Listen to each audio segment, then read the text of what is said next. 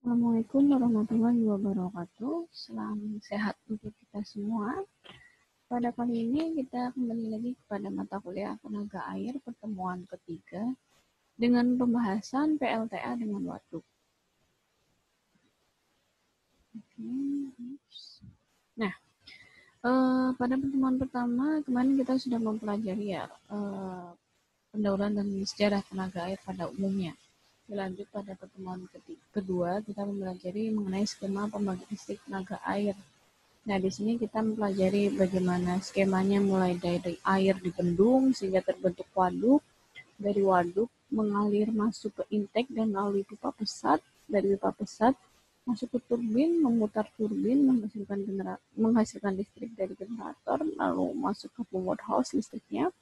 Setelah itu airnya kembali lagi ke sungai lewat outflow. Nah, itu adalah skema pada umumnya. Nah, kali ini kita masuk ya ke pembahasan ketiga yaitu PLTA dengan waduk. Nah, seperti apa sih PLTA dengan waduk? Karena kita ketahui waduk atau bendungan itu sendiri memiliki berbagai jenisnya. Sedangkan yang kita pelajari pada pertemuan kedua itu adalah pada umumnya jenis bendungan, skema jaringan air pada PLTA itu seperti itu. Nah, sekarang kita lebih mempelajari beberapa jenis skema dari PLTA gitu ya, dari waduk dan klasifikasi PLTA lainnya seperti itu. Baik, ini pokok bahasan kita pada kali ini ya. Ada pendahuluan, klasifikasi PLTA, bendungan, pemilihan lokasi bendungan, klasifikasi bendungan, dan jalan air atau waterway.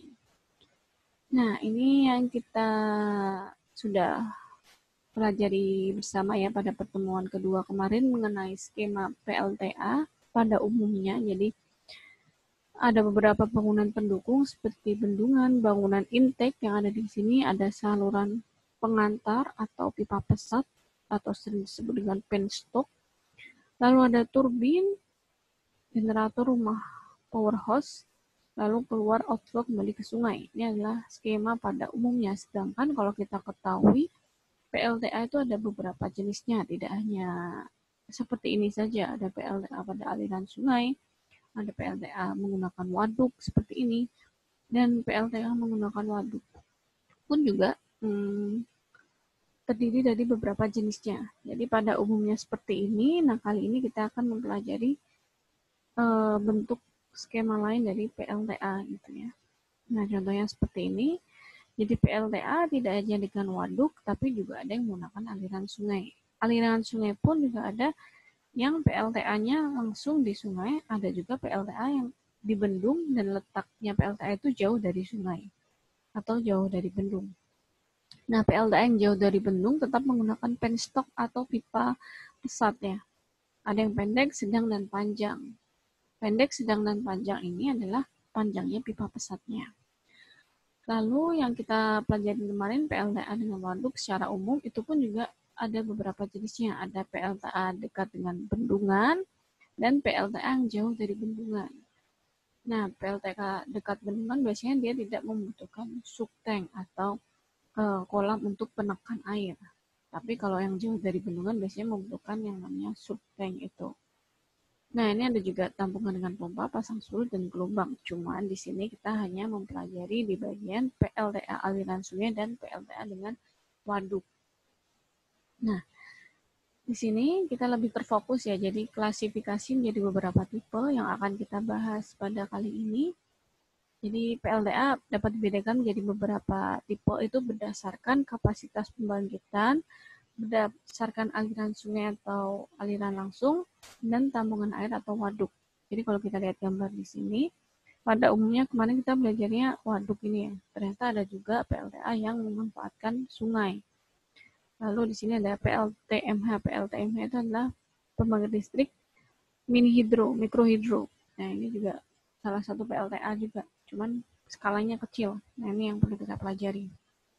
Yang pertama, klasifikasi pembangkit listrik tenaga air menurut kapasitas pembangkitnya. Jadi, kemarin waktu pertemuan kedua atau pertama itu saya lihat di forum diskusi ada yang menanyakan bagaimana PLTA itu menghasilkan listrik skala rumah atau skala perumahan Kalau PLTA yang menghasilkan listrik dengan daya kecil itu seperti apa? Nah, itu di sini ya dibedakan. Jadi ada PLTA mikrohidro itu yang menghasilkan listrik kurang dari 100 kW. Ada mini hidro itu antara 100 sampai 1 megawatt. Nah, ini juga ada perkiraan jumlah rumah yang dilayani. Jadi kalau skalanya perumahan itu biasanya pakai mikrohidro. Ada mini hidro, lalu ada PLTA kecil, sedang, dan besar. Ini biasanya PLTA kecil, sedang, dan besar sudah menggunakan namanya bangunan air atau bendungan seperti itu. Nah, ini adalah berdasarkan daya yang dibangkitkan. Jadi mulai dari yang kecil hasil dayanya sampai yang besar disebut dengan PLTA besar. Nah, sekarang kita lihat di sini contohnya adalah PLTA mikrohidro. Jadi PLTA mikrohidro ini adalah yang paling kecil ya, daya listrik yang dihasilkannya. Jadi dia hanya menggunakan alat sederhana, menggunakan aliran di sungai seperti ini. Lalu ada mesin generator, tetap menggunakan generator, langsung ditaruh perputaran turbinnya langsung diletakkan di aliran sungai. Jadi turbin ini berputar, menggerakkan generator, generasi langsung dimasukkan ke listrik ini, trafo-trafo listrik. Nah, di sini langsung dialirkan ke desa-desa. Biasanya ini di daerah desa-desa yang terpencil ya, yang masih sangat jarang mendapatkan aliran listrik. Nah, ini biasanya dinamakan PLTA mikrohidro atau pembangkit listrik mikrohidro, PLTMH. Selanjutnya ada PLTA mini hidro. PLTA mini hidro sudah menggunakan mesin-mesin ya, cuman mesinnya tidak sebesar seperti yang ada di bendungan atau waduk gitu ya. Contohnya seperti ini. Nah, yang ini adalah PLTA kecil, sedang, dan besar. Jadi kalau kita mengklasifikasikannya kenapa dikatakan kecil, sedang, besar, itu berdasarkan daya listrik yang dihasilkan.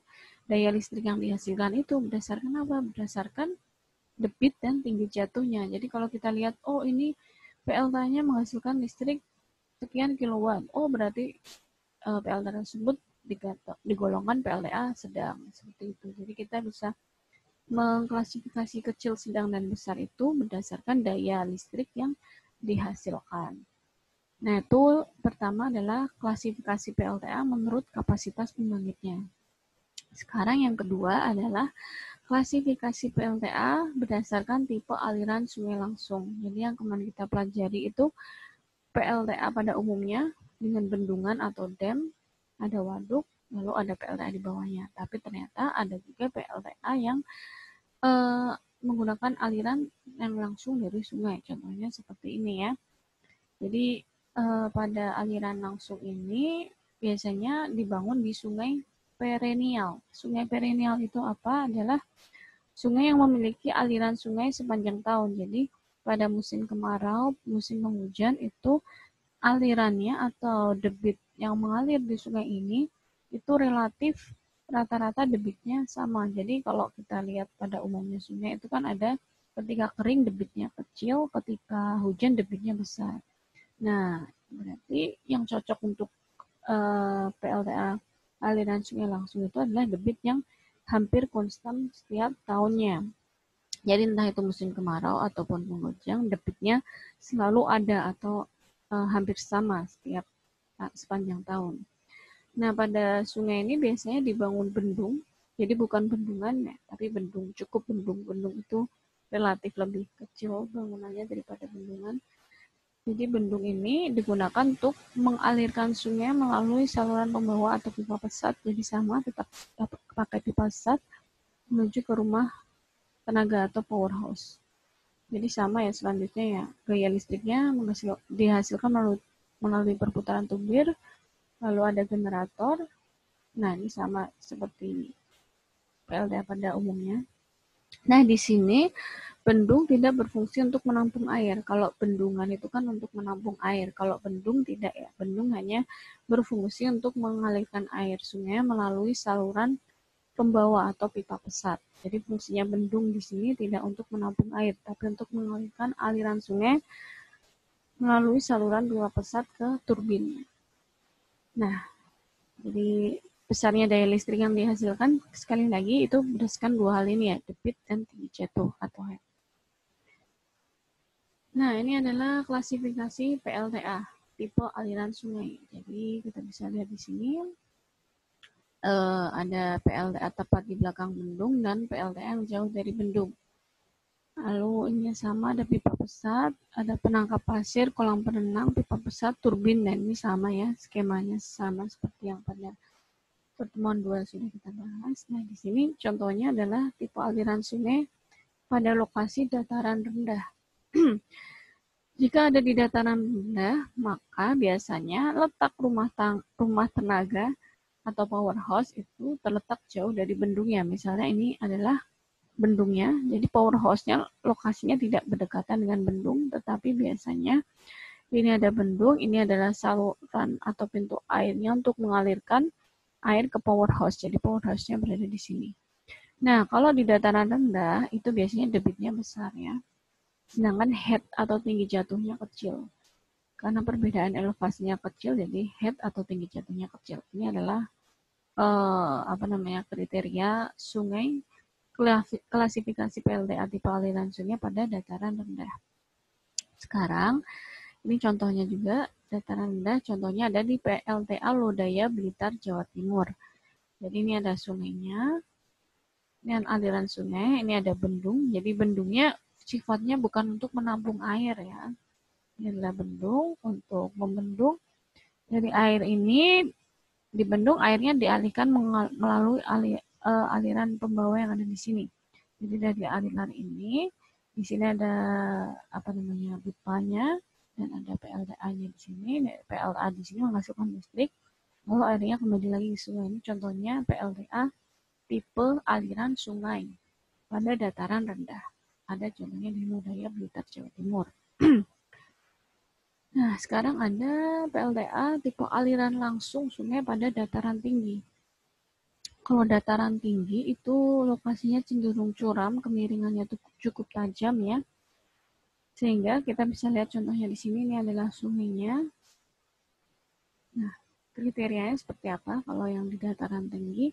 Jadi rumah tenaga atau powerhouse dibangun jauh di hilir. Jadi intake, biasanya intake-nya kan di sini, intake atau bendungnya untuk menahan air, untuk mengalirkan air menuju saluran ini.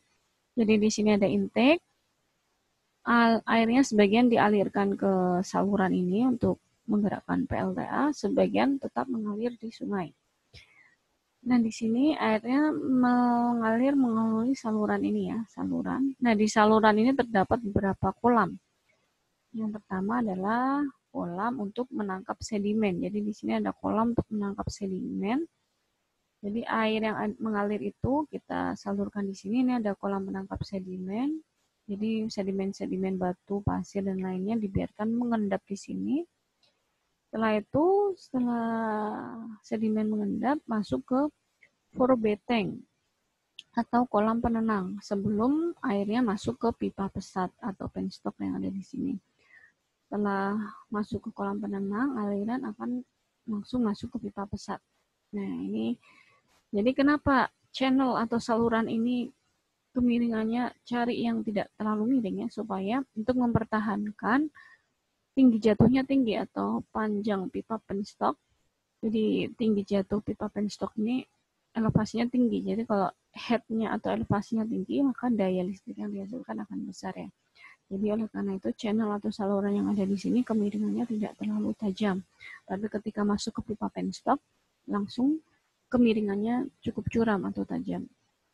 Dari pipa penstock seperti biasa masuk ke sini, memutar turbin, masuk generator menghasilkan listrik. Yang ini adalah rumah powerhouse-nya.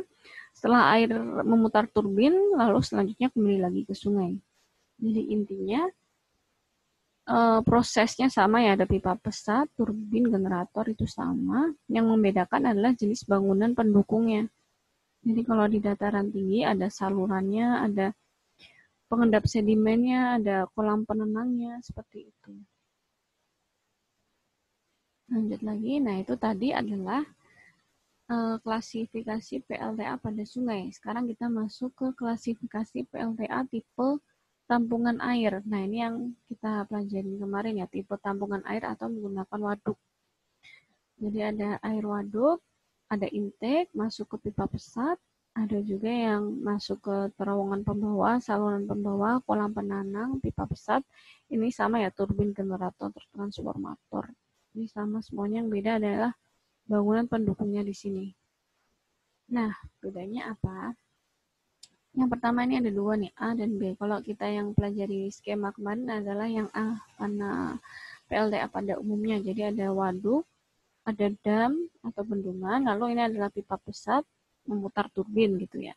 Lalu setelah memutar turbin, airnya kembali lagi ke sungai pada umumnya. Tapi ada juga PLTA menggunakan waduk, tapi lokasi powerhouse itu jauh dari bendungan. Jadi kalau yang kita pelajari kemarin tuh kan ini bendungannya, lalu powerhouse-nya itu berdekatan dengan bendung atau bendungan. Nah, ada lagi ini yang B itu lokasi powerhouse-nya itu jauh dari bendungan. Jadi di sini adalah waduk atau reservoirnya masuk ke intake sama ini pipa saluran pembawah. Nah, dari saluran pembawah ini masuk ke subtank. Subtank itu adalah kolam penekan air ya. Jadi kolam penekan air ini digunakan untuk menekankan air supaya mengalir ke pipa pesat dengan tekanan yang cukup besar sehingga menghasilkan head yang besar. Nah, dari ini masuk ke pipa pesat ini sama ya, menggunakan turbin, generator dan sebagainya. Sampai di sini prosesnya sama, cuman yang membedakan adalah bangunan pendukung di bagian sebelum masuk ke turbin. Nah, itu yang membedakan. Nah, itu adalah tadi jenis klasifikasi PLTA. Jadi ada PLTA diklasifikasikan menjadi berdasarkan daya pembangkitnya, lalu ada klasifikasi PLTA berdasarkan pada aliran sungai, dan PLTA berdasarkan waduk. Di waduk pun ada juga PLTA yang menggunakan tipe waduk, cuman rumah powerhouse-nya dekat dengan bendungan, dan ada rumah powerhouse yang lokasinya jauh dari bendungan. Nah, itu harus dibedakan. Nah, ini adalah bendungan ya. Jadi bendungan dibangun di sungai. Jadi kemarin ada pertanyaan, bendungan yang dibangun di danau atau, nah jadi bendungan itu membangunnya di sungai bukan di danau. Jadi contohnya seperti ini belum ada genangan, jadi tidak ada danau. Jadi adanya adalah aliran sungai. Ini adalah aliran sungainya. Aliran sungai ini kita tutup alirannya atau kita bendung sehingga alirannya tidak bisa mengalir kan ya. Tidak bisa mengalir sehingga lama-lama di sini akan menjadi tampungan air seperti ini kan. Jadi air di sungai ini tidak bisa mengalir, kita tampung, lama-kelamaan atau hampir sebulan lebih ya, hampir setengah tahun, bisa menampung air seperti ini. Nah, ini menjadi waduk atau tampungan air. Jadi fungsinya bendungan dibangunnya di sungai ya, penampang melintang sungai, lalu digunakan untuk menampung air dan meninggikan air. Jadi tadinya airnya pada elevasi sekian, ketika ditampung menjadi elevasi yang tinggi ya, seperti yang setelah terbentuk waduk ini. Nah, elevasi yang tinggi inilah yang akan menjadikan energi potensial, entah itu untuk PLTA, irigasi, air baku, dan sebagainya. Nah, ini adalah sekilas tentang bendungan gitu ya. Nah, sekarang kita masuk ke pemilihan lokasi bendungan. Itu berdasarkan apa? Jadi kita menggunakan yang namanya adalah peta topografi. Di sini digunakan untuk menentukan lokasi proyek, daerah genangan, lokasi bendung, jalur water highway, dan powerhouse. Jadi ketika kita lihat topografi itu kan isinya adalah garis elevasi ya, sama seperti yang ada di sini. Ini garis-garis ini adalah menunjukkan elevasi. Jadi diusahakan panjang bendungan sependek mungkin. Jadi kita mencari, ini adalah sungai, ini adalah topografinya, mencari bentang atau lebar sependek mungkin supaya tidak menghasilkan cost yang tinggi. Lalu dipilih lembah yang sempit. Lembah yang sempit seperti ini ya. Kalau ini kan sempit, kalau yang di sini kan lebar nih. Jadi kita pilih cari lokasi bendungan itu letaknya di lembah yang sempit. Dipilih daerah genangan di hulu yang luas. Jadi ketika kita membendung di sini diharapkan nanti genangan yang ada di hulu ini adalah yang luas supaya potensi airnya cukup besar. Lalu lebih baik apabila bendungan berada di hilir pertemuan dua sungai. Jadi ini ya, di pertemuan dua sungai ada dua sungai, kita bendung. Nah, ini lebih baik karena menyatukan dua sungai, jadi debitnya akan lebih besar daripada yang satu sungai.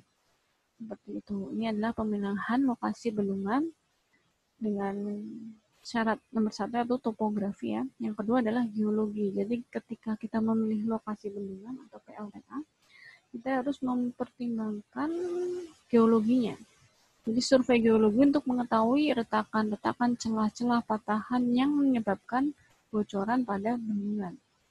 Jadi selain itu survei geologi untuk mengetahui jenis tanah, bebatuan yang ada di lokasi bendungan. Sehingga dari survei dapat diketahui bendungan apa sih yang sesuai dengan kondisi geologi yang ada di lokasi tersebut.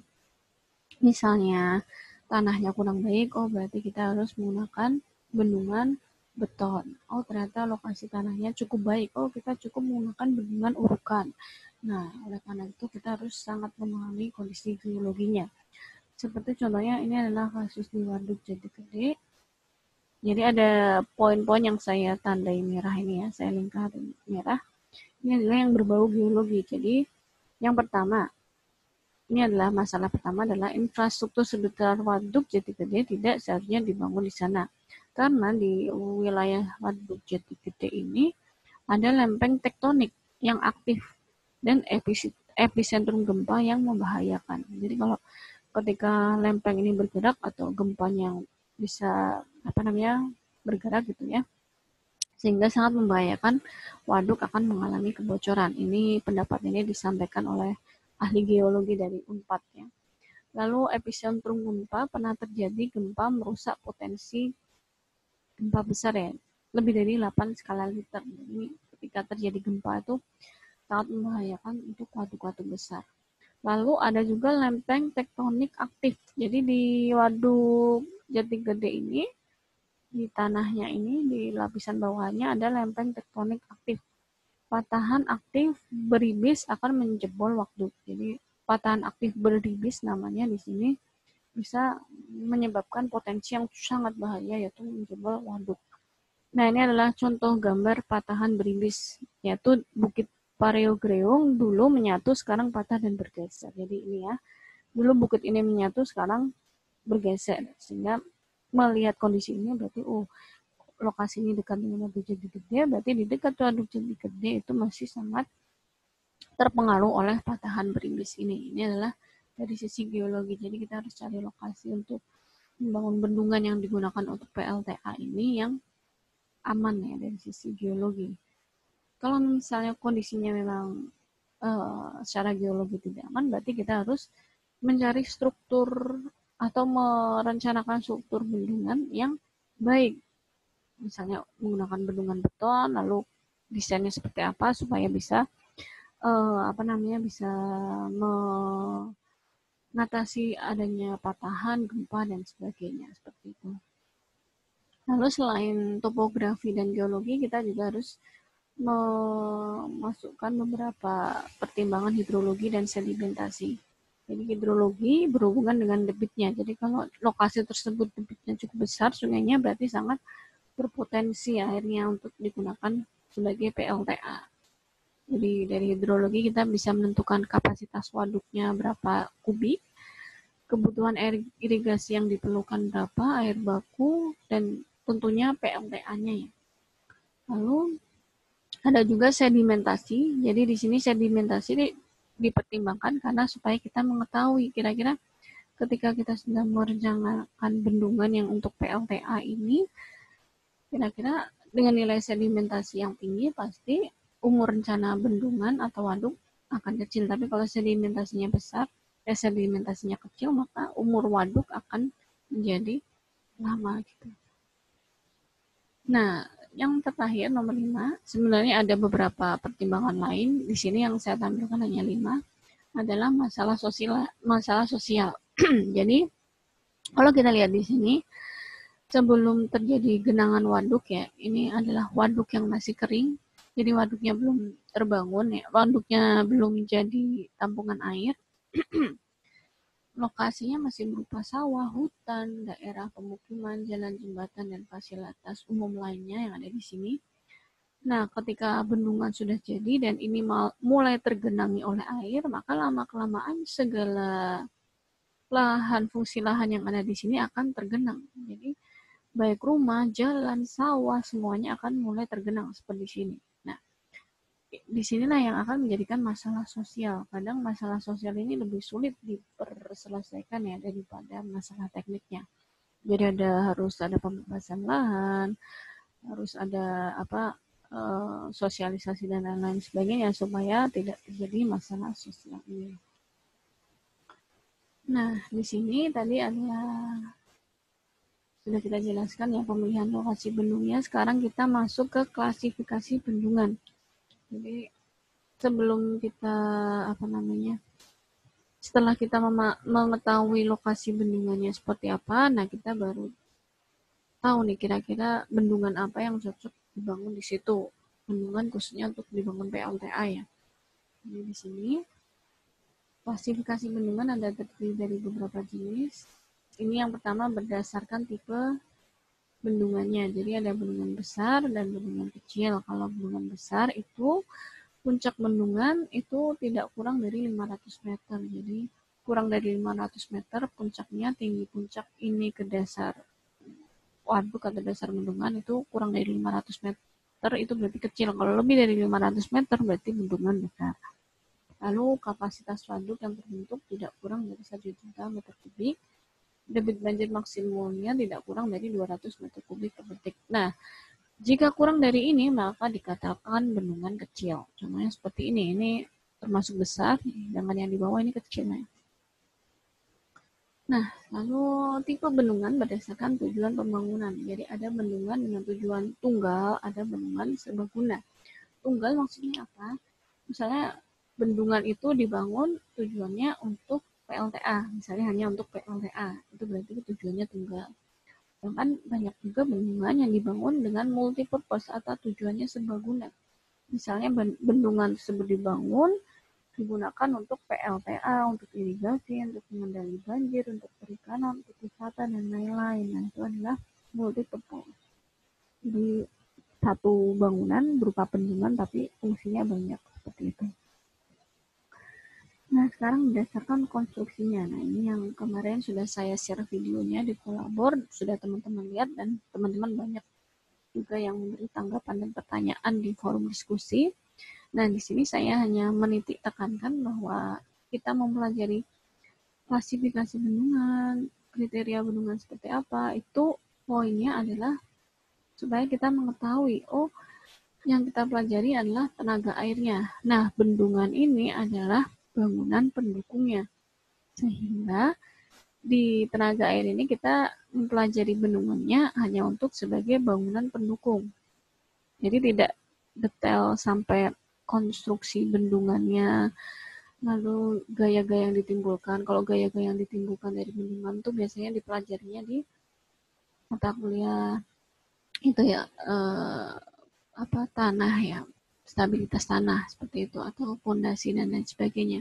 Tapi kalau di tenaga air ini kita mempelajari bendungannya itu hanya sebagai bangunan pendukung untuk pembangkit listrik tenaga air, karena sisanya kita akan lebih banyak mempelajari mengenai PLTA-nya, jalan air yang ada di pembangkit listrik tenaga air. Sedangkan bendungan atau sungai atau yang lainnya itu adalah bangunan pendukungnya. Jadi kita harus tahu dulu bangunan pendukungnya apa aja yang digunakan untuk menghasilkan suatu PLTA.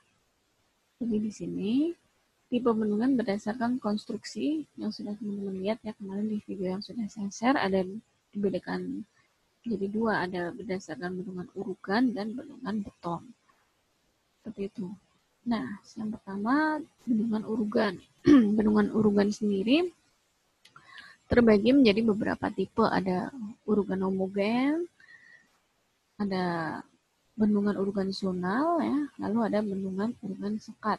Yang pertama urugan homogen. Jadi urugan homogen kenapa dikatakan homogen? Karena dalam tipe homogen apabila bahan yang membentuk tubuh bendung tersebut terdiri dari tanah yang hampir sejenis gradasinya. Jadi dalam bendungan urugan ini terdiri dari jenis tanah yang gradasinya hampir sama. atau hampir seragam. Nah, tubuh butiran berfungsi ganda, yaitu sebagai penyangga sekaligus penahan rembesan air. Jadi, kalau kita lihat tubuh bendungan yang ada di sini, fungsinya ganda ya.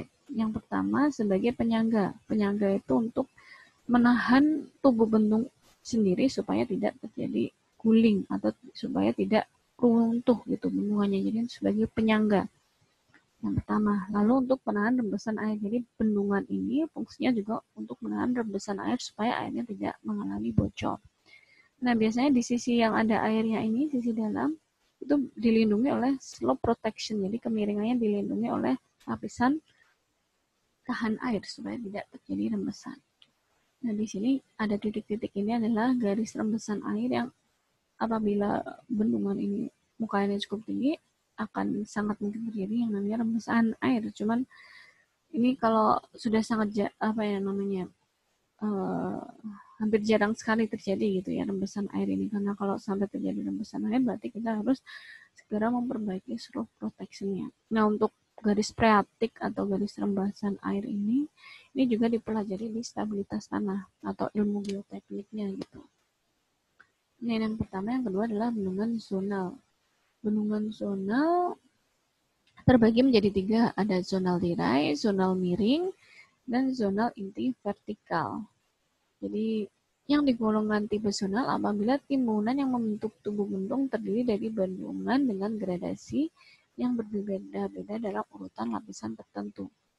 Jadi terdiri dari beberapa jenis gradasi lapisan tertentu yang membentuk zonasi ya. Nah, ini dibedakan berdasarkan zona lulus air dan zona kedap air. Kalau kita lihat di sini, kalau bendungan zonal tirai itu zona kedap airnya berada di lapisan luarnya.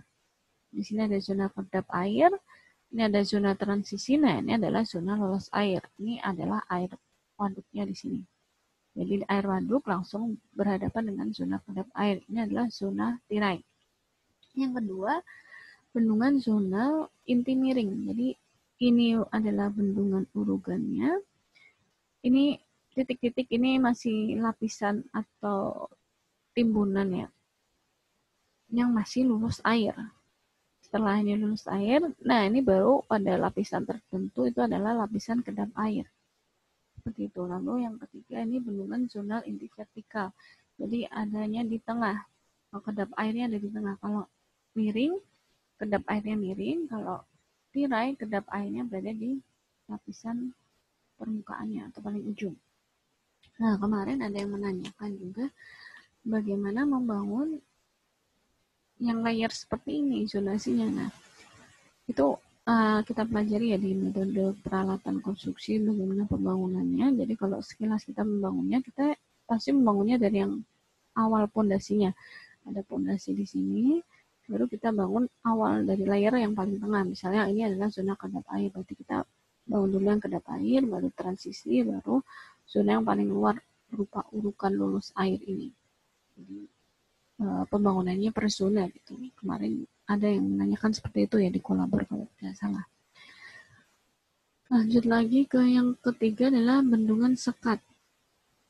Jadi bendungan urukan atau bendungan sekat ini biasanya pada umumnya adalah menggunakan zona lulus air, cuman pada ujungnya menggunakan membran tertentu di mana membran ini adalah membran kedap air, tidak lulus air ya. Jadi membran ini bisa bahannya bisa beton, aspal, lembaran beton berturan, hamparan plastik, susunan beton balok, dan lain sebagainya. Jadi kemarin ada yang menanyakan bagaimana bendungan beton tanpa tulangan, padahal kalau tanpa tulangan kekuatannya dari mana? Nah, yang dimaksud beton tanpa tulangan itu jadi hanya sebagai lapisan, bukan bangunan intinya. Misalnya seperti ini adalah bendungannya. Nah, beton tanpa tulangan itu biasanya digunakan di pinggirnya. Misalnya bersifat sebagai membrannya. Sehingga beton tanpa tulangan itu bisa berfungsi sebagai lapisan kedap air. Jadi bukan tubuh bendungannya yang terdiri dari beton tanpa tulangan, cuman lapisan membrannya seperti itu. Lanjut ya. Nah, kita masuk ke yang kedua adalah bendungan beton. Terdiri dari 4 jenis ya, ada gravity dam, bendungan beton terhadap berat sendiri, ada concrete waterstem, bendungan beton dengan penyangga, dan beton lengkung atau busur. Yang terakhir adalah bendungan beton kombinasi. Yang pertama ini bendungan beton berdasarkan berat sendiri atau gravity dam. Nah, kalau kita lihat di sini, jadi bendungan beton berdasarkan berat sendiri. Baik, lanjut ke berat sendiri, beton berat sendiri di sini. Jadi untuk beton gravity dam, bendungan beton gravity dam itu untuk menahan beban akibat bebannya sendiri. Jadi kalau kita lihat di sini, ini adalah bangunan bendungannya menahan weight of dam atau berat bendungan itu sendiri. Dan gaya yang bekerja padanya hanya berdasarkan berat sendiri. Jadi dia menahan dua gaya, gaya akibat berat bendungan itu sendiri dan gaya yang menahan terhadap di sekitar. Misalnya ada air nih, ada air, dia menahan gaya dari air, ada gaya dari tanah atau gaya uplift, dan ada gaya tailwater. Tailwater itu sungai yang ada di hilir. Jadi pada gravity dam ini dia menahan dua gaya untuk menahan beban dan gaya yang bekerja padanya hanya berat sendiri seperti itu. Itu adalah gravity dam. Contohnya seperti ini ya, bentuknya bendungan beton gravity dam berat sendiri seperti ini. Lalu ada bendungan beton dengan penyangga atau concrete waterstem. Jadi hampir sama dengan yang sebelumnya, hanya saja yang di sini itu ada penyangganya. Nah, ini adalah tiang-tiang penyangga. Nah, ini banyak dipakai apabila sungainya sangat lebar dan geologinya baik. Jadi kalau kita lihat di sini, bendungannya itu sangat lebar ya. Jadi sungai yang dibendung cukup lebar, berbeda dengan yang sebelumnya. Sebelumnya kan lebarnya ada sekian nih, jadi tidak terlalu lebar. Sedangkan kalau bendungan dengan beton penyangga, biasanya dia menyangga suatu bentang yang cukup lebar dan geologinya baik, sehingga dia dibutuhkan penyangga. Nah, sedangkan penyangga ini fungsinya untuk apa? Untuk menyalurkan gaya-gaya yang bekerja pada bendungan ini. Jadi kalau kita lihat di sini, ini adalah bendungannya ya. Ini adalah penyangganya. Jadi penyangga ini adalah menyangga beban atau gaya dari air yang ada di waduk.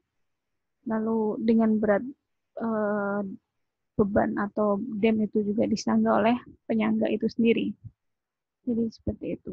Lalu yang ketiga adalah bendungan beton lengkung atau busur atau concrete arch dam. Nah, di sini biasanya bentuknya lengkung ya. Bendungan beton lengkung. Ini untuk menyalurkan, jadi kalau kita lihat gambar di sini, jadi kenapa bentuknya lengkung? Karena untuk menyalurkan gaya-gaya yang ada dari air ini bekerja pada melalui pangkal tebing kiri dan kanan. Jadi gaya-gaya yang ada di air ini terkena oleh bendung lengkung ini, lalu dari bendung lengkung ini didistribusikan ke kanan dan kiri tebing. Jadi kanan dan kiri tebing akhirnya gayanya terdistribusi ke tebing-tebing sebelah kanan dan sebelah kiri. Nah, bendungan beton lengkung ini dia banyak mengadopsi bentuk damnya. Kenapa seperti itu? Karena dari kalau teman-teman tahu adalah berang-berang kan sering membuat bendungan dari kayu yang ditumbuk-tumbuk gitu ya. Nah, itu biasanya bentuknya lengkung. Nah, itu banyak terinspirasi dari situ gitu. Karena dari bentuk lengkung ini bisa mendistribusikan gaya-gayanya ke tebing-tebing di sekitarnya. Biasanya bendung lengkung ini untuk bendung yang cukup tinggi ya, ketinggian bendungannya, serta bentang sungainya tidak terlalu lebar seperti itu. Lalu yang terakhir adalah bendungan beton kombinasi. Nah, bendungan beton kombinasi ini adalah kombinasi antara tadi ya beton gravitasi dan beton penyangga, bisa juga kombinasi dengan bendungan urukan seperti itu. Nah, itu tadi klasifikasi bendungan. Ini adalah Selanjutnya kita masuk ke jalan air atau waterway. Nah, ini jalan air dan waterway akan saya detailkan lebih detail lagi pada pertemuan keempat. Jadi nanti pertemuan keempat kita akan mendetailkan pembahasan mengenai bangunan pengambilan water intake itu seperti apa, spesifikasinya dan sebagainya, saluran terowongan pengantar, penstock atau pipa pesat, tangki pelepas, tile race, dan lain-lain. Nah, ini akan kita bahas lebih detail lagi di minggu depan. Dan untuk yang terakhir, ada tugas untuk teman-teman. Jadi carilah salah satu contoh pembangkit listrik tenaga air yang ada di dunia. Jadi satu mahasiswa, satu contoh PLTA yang ada di dunia. Dan tiap mahasiswa tidak boleh sama karena banyak kan di dunia. Jadi bisa kalau tidak sama gitu. Nah, nanti teman-teman beri ya di keterangan di apa namanya kertas atau di worksheet teman-teman namanya PLT apa, lokasinya di mana, lalu disertakan foto, mungkin dikerjakan di Microsoft Word aja, diketik. Nah, tentukan tipe jenis PLTA tersebut jenisnya apa, apakah menggunakan aliran sungai, apakah menggunakan tampungan air atau waduk, atau bahkan menggunakan gelombang dan sebagainya. Tentukan tipe jenis PLTA apa yang teman-teman pilih. Apa namanya, misalnya PLTA tadi ada di Blitar ya, di Blitar PLTA Ledoyo itu merupakan jenis PLTA yang menggunakan aliran sungai. Lalu dijelaskan jenis bangunannya apa aja. Oh, ternyata di PLTA Blitar tersebut memakai bendung. Jadi bendung itu ada saluran pembawa, lalu ada intake pipa pesatnya, lalu ada tampungan sedimennya dan sebagainya. Nah, yang terakhir, yang keempat adalah skema PLTA. Jadi seperti tugas minggu lalu, teman-teman buat sketsanya. Jadi dari misalnya ada bendung, lalu pipa pesatnya seperti apa, lalu di mana powerhouse-nya seperti itu. Jadi teman-teman bisa cari saja, searching berselancar di internet ataupun di Google, cari contoh PLTA, dijelaskan namanya, lokasi, tipe jenis PLTA, jenis bangunan pendukung apa saja, lalu skemanya seperti apa. Seperti itu. Nah, seperti biasa, tugasnya dikerjakan, diketik ya. Lalu file namanya diberi nama dan file name. Mungkin lebih baik juga nama file name dan nama PLTA-nya. Jadi ketika kalian unggah di OneDrive, teman-teman bisa lihat PLTA mana yang belum dibahas. Lalu biasa kalian simpan bentuk PDF, lalu di-upload ke OneDrive yang sudah saya share di Kolabor. Paling lambat dikumpulkan hari Jumat tanggal 2 Oktober 2020. Oke, cukup sekian ya materi pertemuan ketiga kali ini. Jika ada yang ditanyakan, teman-teman bisa langsung bertanya di forum diskusi di Kolabor, dan beberapa pertanyaan di Kolabor juga sekilas sudah sedikit saya jawab di sesi video kali ini. Oke. Terima kasih atas waktunya, semoga bermanfaat. Mohon maaf apabila ada kekurangan dalam berucap. Terima kasih. Wassalamualaikum warahmatullahi wabarakatuh.